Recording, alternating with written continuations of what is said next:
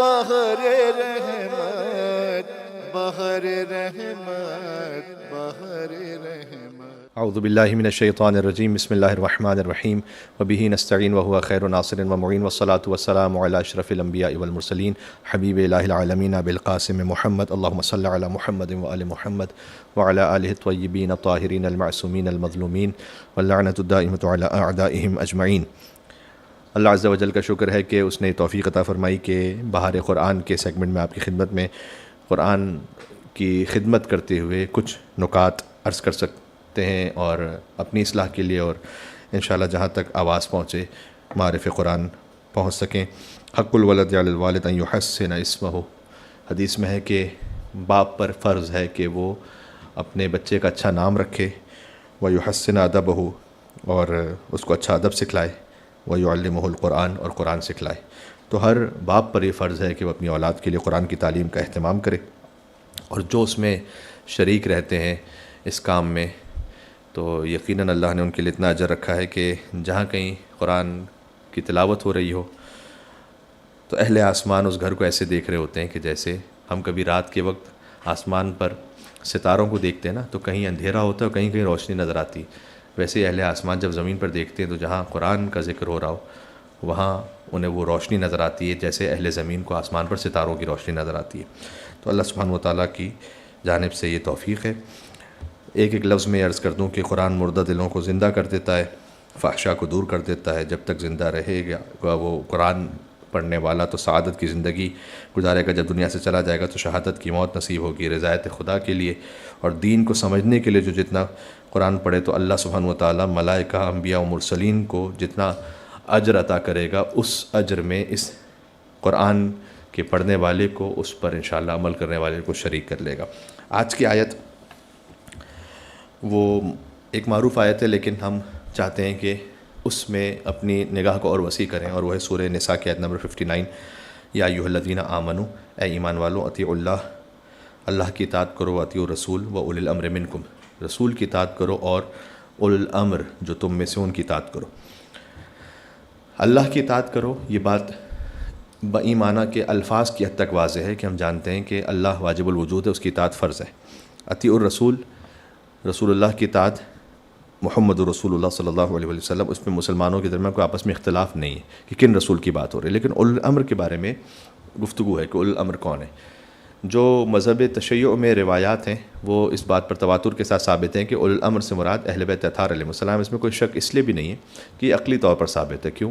اس لیے کہ کسی بھی حکیم انسان کے کلام میں تضاد نہیں ہو سکتا۔ ایک مرتبہ وہ یہ کہے کہ خطا نہ کرو اور پھر کہے کہ خطا کرو، تو اگر یہ حکم ہے کہ اللہ کی اطاعت کرو، یعنی اللہ کی جب اطاعت کرو گے تو تم خطا نہیں کرو گے، صحیح راستے پر رہو گے، اور رسول اللہ کی اطاعت کرو، اس کا مطلب یہی ہے کہ تم اشتباہ میں خطا میں نہ پڑو۔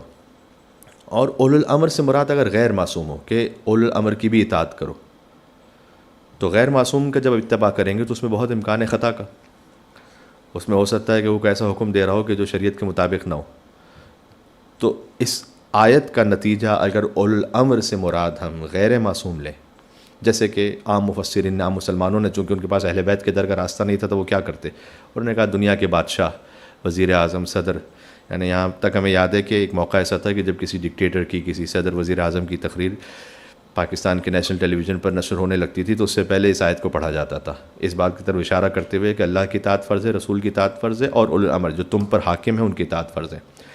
اب وہ حاکم چاہے فاسق و فاجر ہو، کتنا ہی گناہ گار ہو، تو اگر ہم یہ سمجھیں کہ ان کی اطاعت مراد ہے تو اس کا مطلب یہ ہے کہ ایک طرف سے اللہ کہہ رہا ہے خطا نہ کرو زندگی میں، غلط راستے پہ نہ چلو، اور دوسری طرف سے اللہ کہہ رہا ہے خطا کرو، اس لیے کہ جب کسی گناہ گار کی اطاعت کریں گے تو ہمیں خطا کی طرف لے جائے گا۔ تو اولو الامر سے مراد اگر ہم غیر معصوم لیتے ہیں تو خود بخود اطیع اللہ و اطیع الرسول کے حکم سے یہ تضاد رکھتا ہے، اس لیے اولو الامر کو ہمیں معصوم لینا پڑے گا، تب جا کر یہ اس سنخیت میں جملہ صحیح ہوگا، اس تسلسل میں کہ اللہ کی اطاعت، رسول کی اطاعت، تو اس تسلسل میں کوئی ایسا ہونا چاہیے کہ جس کی اطاعت بھی اللہ اس کے رسول کی اطاعت جیسی ہو۔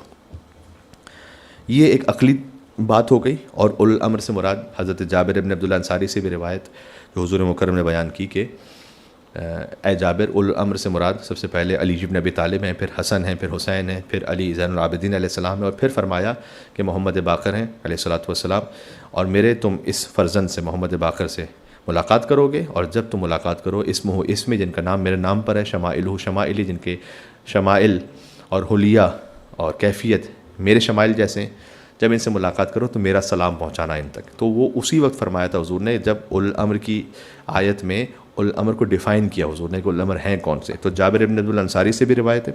تو یہ تو ہو گیا روایات کا معاملہ۔ اگر ہم صرف قرآن کو قرآن کی حیثیت میں دیکھیں، ہو سکتا ہے کوئی مسلمان بھائی یہ کہیں کہ جناب آپ کی کتاب میں جو روایات ہیں ہم اس کو قبول نہیں کرتے، اگرچہ کہ یہ روایات اور بھی کتابوں میں آپ کو مل جائیں گی، لیکن میں تھوڑا سا اس کے اینگل کو اور آپ کی خدمت میں یہ عرض کرنا چاہوں گا کہ قرآن میں ایک لسٹ تو وہ ہے کہ اطاعت کرو، اللہ کی اطاعت، رسول کی اطاعت، جیسے یہاں کا اول الامر کی اطاعت۔ کچھ اطاعتیں شرط کے ساتھ ہیں، یہاں پر کوئی شرط نہیں لگائی کہ اول الامر کی اطاعت کرو، اگر وہ تمہیں گناہ کی طرف بلائے تو ان کی اطاعت نہ کرنا، ایسا کوئی جملہ نہیں ہے۔ لیکن والدین کے لیے اس طرح سے ہے وبالوالدین احسانا، والدین کے ساتھ نیکی کرو، احسان کرو۔ وَإِن جَاهَدَاكَ عَلَىٰ أَن تُشْرِكَ بِمَا لَيْسَ لَكَ بِهِ عِلْمٌ فَلَا تُطِعْهُمَا، اور اگر وہ تمہیں شرک کی طرف بلانے لگیں تو پھر فلا تطعهما، ان کی اطاعت نہیں کرنا۔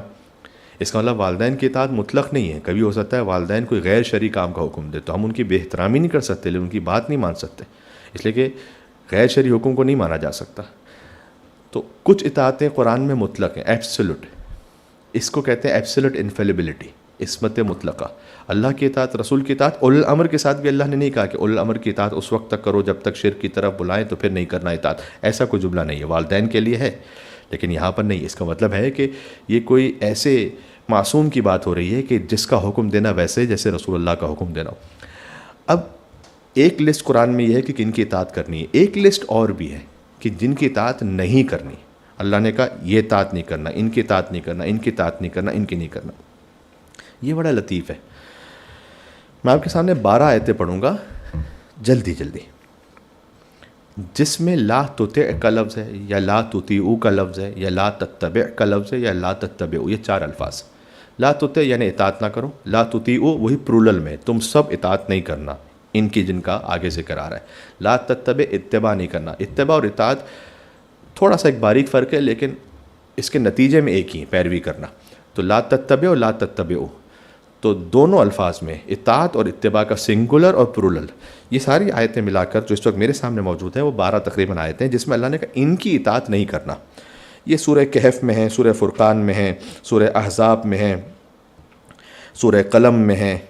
تو میں آیتیں پڑھ دیتا ہوں۔ لا تطع من اغفلنا قلبہ عن ذکرنا، خبردار اس کی اطاعت نہیں کرنا جس کا دل ہماری یاد سے غافل ہے۔ واتبع ہواہ، اور اس کی اطاعت بھی نہیں کرنا کہ جو اپنی خواہشات نفس کی پیروی کرے۔ وکانا امرہ فرطا، اور جو حد سے گزرا ہوا ہو۔ یہ ایک ہی آیت ہے ملا کر کہ ان کی اطاعت نہیں کرنا۔ ولا تطع الکافرین، سورہ فرقان میں کہا کافروں کی اطاعت نہیں کرنا۔ سورہ عنکبوت میں کہا کہ والدین اگر شرک کی طرف بلائیں تو ان کی اطاعت نہیں کرنا۔ سورہ لقمان میں بھی اسی بات کو دہرایا گیا۔ سورہ احزاب میں کہا لا تطع الکافرین والمنافقین، کافروں اور منافقوں کی اطاعت نہیں کرنا۔ سورہ قلم میں کہا لا تطع المکذبین، جو جھٹلانے والے ہیں، جھوٹے، ان کی اطاعت نہیں کرنا۔ ولا تطع کل حلاف مہین، سورہ قلم ہی میں کہا بہت زیادہ قسمیں کھانے والے کی اطاعت نہیں۔ آپ نے دیکھا ہوگا جو بہت زیادہ قسم، ہر بات پہ قسم کھائے وہی سب سے بڑا جھوٹا نکلتا ہے۔